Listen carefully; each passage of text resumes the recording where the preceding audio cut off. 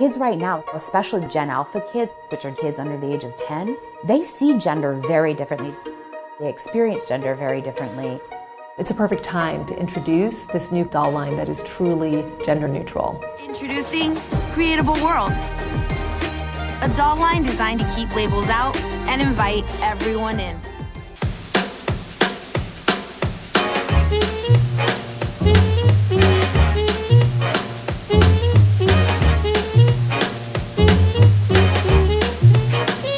John Doyle in. Heck off, commie. Hello there, ladies and gentlemen. Welcome to Heck Off, Commie. So, to summarize the updates that we went over in the last video, you gotta follow me on Twitter and Instagram for a chance to win an exact copy of the iconic Heck Off Commie laptop. Also, be sure to subscribe to the channel and turn on notifications because YouTube has been trying to censor conservative channels so that they can't, quote, influence the 2020 election. Also, go to the video that I just did on climate activists and leave your questions in the comments for the Q&A/Epic Minecraft Let's Play, which drops on October 10th, and there will be a link to that in the description. And lastly, the Heck Off Commie merchandise and website goes live on October 10th as well, so be sure to get the merch before it's sold out. And again, all of this is explained in greater detail in the climate activist video, and the link to that will be in the description. So now, as you saw in the video from Time Magazine, we've got toy companies promoting and normalizing gender dysphoria to our children. And I know it may seem like fun and games, they've got funky and colorful outfits, and they're just dolls, but no, what you saw is actually evil. Because if you are condoning the normalization of this to our children to any degree, you are evil and you should be put in jail. And I mean that wholeheartedly. And we'll get into the data behind it. But I first want to take a second to address our friends in the audience who have abandoned this idea of social conservatism. We see this a lot in young people, this notion of, well, I'm fiscally conservative but socially liberal. I don't really care what you do so long as you don't raise my taxes. And allow me to present you with the train of thought that I had, which compelled me to break out of that type of thinking. If you're a conservative in the traditional sense, you have to be conserving something. And because it's a term that has to be interpreted within a specific context, and because we're interpreting it within the American context, because we're conservatives in America, that means that we're trying to conserve the American way of life, which includes that men are men and women are women. But more importantly, your point of defense is basically lost. Because if you're a fiscal conservative but a social liberal and you're like, oh, well, I'm not really too concerned with this, people can do what they want to do. Well, in case you haven't noticed, what they want to do is promote and normalize delusion in society. They are trying to redefine the most obvious and undeniable truth of humanity, which is that there are men and there are women and the two are different. And you don't get to choose which one you are. And understand that once they can convince the culture that men can be women, women can be men, gender is just socially constructed, once they can achieve that, they can achieve anything. If they can convince the society that gender as we know it and as we've always known it is incorrect, do you really think that society will at that point still be reasonable enough to hear you recite your favorite free to choose argument in favor of low taxes? Like, hey, I know that men and women don't exist and everyone gets to decide their own gender every day of the week, but if your problem is with the tax shelter industry, why are you against the idea of a flat tax? You come home from work, your kids greet you at the door, daddy, no, not even daddy, it's just like, parent, it's time for my hormones. And you're like, it sure is, pumpkin. You know, the kids line up. They're all transitioning. You just give them puberty blocking hormones because they all decided that they were the opposite gender when they were like 5. So you give them the hormones, you're whistling while you do it, and you over here on the news, just the president signed into law a new tax code which raises the average American's federal income tax by 2.7%, and you just say to yourself like, my goodness, what has this country come to? Are you telling me that how much money you have is more important than your children and then the other children of this country? Let's face it, the tax battle is basically beating a dead horse at this point. That's not where the battle is being fought right now. I'm sorry. The battle is being fought at the idea of gender identity because you have leftists in your children's schools telling them that they should question their gender identity. You have to understand that conservatism is inherently a defensive ideology. We are trying to conserve. And if you fail to actually conserve, the machine of leftism will mow down whatever pasture you've left unmanned. In this case, that would be gender, since everyone's apparently more concerned with how much money old Uncle Sam has taken out of my paycheck. And that's the problem, because people are going to be like, oh, John hates transgenders. John hates gender non-conforming people. No, incorrect. What I abhor is that there are people out there who try to find meaning in their lives through indoctrinating our children into believing this delusion, that a man isn't really a man, that a woman isn't really a woman, and that they exist to do that. So understand that this notion people have of like, oh, well, it doesn't affect me, so why should it matter? Well, it matters because it affects our children. It matters because they're trying to normalize it to our kids. Do you understand how young and naive kids are? They've been here for like 5 years. They don't know anything. They just learned about gender like 3 weeks ago. Now they're being told, by the way, you can decide your gender. They're like, Oh, really? Oh, okay. Well, I didn't know that before. Wow, now I do. Learning things is pretty neat, huh? Do you know how damaging it is to prematurely sexualize a child? Do you have any idea? You've got increased likelihood of casual or unprotected sex, increased likelihood of drug and alcohol abuse, increased likelihood of becoming a victim of sexual violence, increased likelihood of anxiety, depression, problems with future relationships, including marriage. And that's what this does. Even something as simple as these dolls, because gender is inherently sexual. What is the fundamental difference between men and women? The difference is pertaining to their capacity for reproduction. And because of that, even introducing into the conversation these ideas that, well, gender's fluid, that opens the door for these children to be presented with things that they don't need to be presented with, like Drag Queen Story Hour, where your young children can go watch grown men dressed up like bimbos twerk, and you're just there in the audience just taking pictures for Facebook so your coworkers can give you feedback on how tolerant and woke you are. What does that do? It prematurely sexualizes children. You've got a culture that embraces and celebrates pornography, both hardcore and softcore. I mean, little Timmy can't even go get a Twix bar in the checkout line without seeing a Kardashian mostly naked on the front of a magazine. We've got the average age that a child is exposed to hardcore pornography being 11 years old. And now we've got a cultural narrative that serves to promote gender dysphoria to our children to convince them that before they're even tall enough to ride most roller coasters, that you get to decide your gender. And you think it's a coincidence that all of a sudden we have a rise in gender dysphoria. A coincidence that now 27% of adolescents in California identify as gender nonconforming. It's not. This is an awful thing to be doing to our kids. And they maintain that, well, we're not really doing anything to the kids. We're just creating an open and more accepting environment for people who have really always been this way. But now, since society's more accepting, they're comfortable with expressing that. Maybe.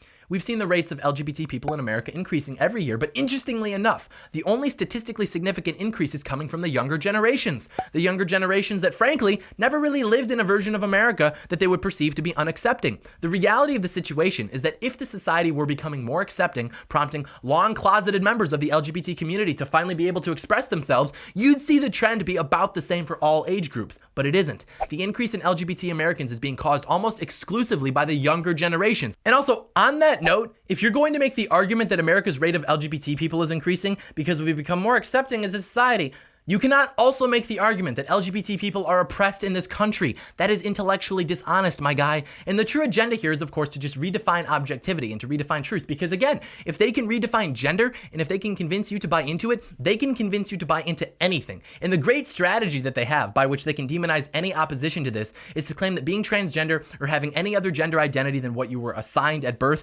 which is a mental disorder, by the way, according to the DSM, that is caused genetically. The reason people have gender identity disorder, the reason people have gender dysphoria, it's because of genetics. They were born like that. And so the best thing that we can do is to help them and to support them and give them access to hormones at whatever age they request them.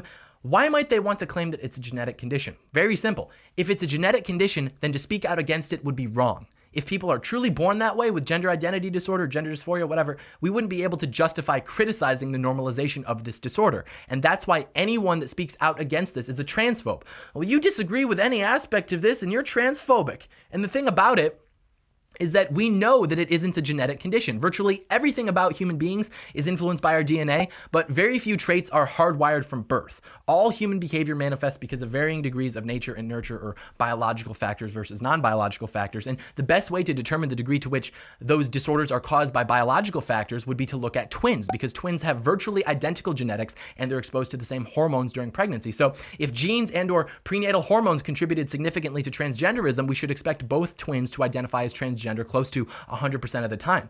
But in the largest twin study of transgender adults published by Dr. Milton Diamond in 2013, only 28% of the identical twins both identified as transgender. 72% of the time they differed. That 28% of identical twins both identifying as transgender suggests a minimal biological predisposition, which means transgenderism will not manifest itself without outside non-biological factors also impacting the individual during his or her lifetime. The fact that the identical twins differed 72% of the time is significant because it means that at least 72% of what contributes to transgenderism in one twin consists of non-shared experiences after birth or factors not rooted in biology. And studies such as this prove that the idea of a man's brain trapped in a woman's body or vice versa is a total myth with no basis in science. And to be fair, you can easily find studies that claim to prove that such a myth is true, but just take 5 minutes and thumb through their methodology because it's quite easy to spot bad data when you do that, which virtually all of it is. But Now, what's the harm?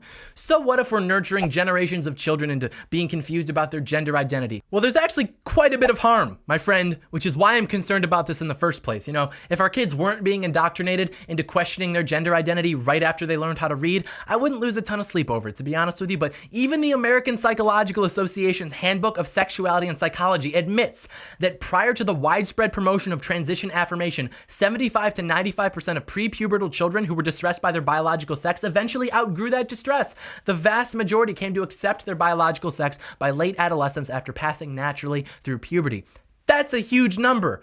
But that was back in the olden days of like 10 years ago. So what are we doing now? Well, we're giving these kids puberty-blocking hormones because obviously, if your 5-year-old son decides that he's a girl, you want to get him nice and pumped up with hormones so that he never experiences puberty. Because how uncomfortable would that be if your 5-year-old son ended up having a lower voice? Forget that your 5-year-old son has a dick. The biggest obstacle to him truly feeling comfortable in his identity as a girl is the fact that his voice is going to drop. So you better get him some hormones. And are the hormones safe? No. In fact, the FDA just released data that shows about 26,000 serious adverse reactions from taking one of the most popular hormone blockers and about 6,400 deaths between 2014 and 2019. Hey, remember when Trump was going to ban vape because like 6 people died or something? Maybe he should look into banning this type of treatment being given to kids who haven't been diagnosed with precocious puberty, which is what it was intended for because kids with this condition began secreting pubertal hormones at an unhealthy level too early in their development. Yeah, really makes you think, huh?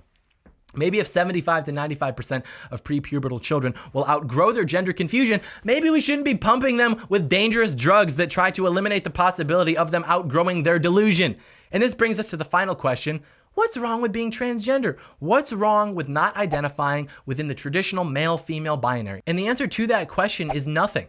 Other than the fact that your identity is a symptom of delusion, there's nothing wrong with it. I mean, I really couldn't care less about it, to be honest with you. And I truly wish you the best of luck with your condition. And I mean that because these people are suffering. And it's wrong for us to make fun of them. It's wrong for us to ridicule them because these people are truly not mentally well. And acknowledging that what they're going through is a mental disorder is not to insult them. It's just to recognize the reality of their condition and try to support them. But the way to support them is not to pretend that what they're going through is normal. And it's certainly not to promote this disorder to our children. Those children who then go on puberty blockers, and there's evidence to suggest that going on puberty blockers then inevitably causes them to decide to take cross-sex hormones to help them feel closer to their identity, whereas had they not taken those puberty blockers, they would have grown out of it in almost all cases. And what happens when you take puberty blockers as a child and then take cross-sex hormones? You become sterilized. That's a significant consequence. And because the consequence is significant, there's an element of risk to undergoing this process. And because of that, we have to ask ourselves, do children have the necessary capacity for risk assessment? And the answer to that question is no. Children are not cognitively developed enough to assess risks. Not only will any neuroscientist tell you that, any parent will tell you that.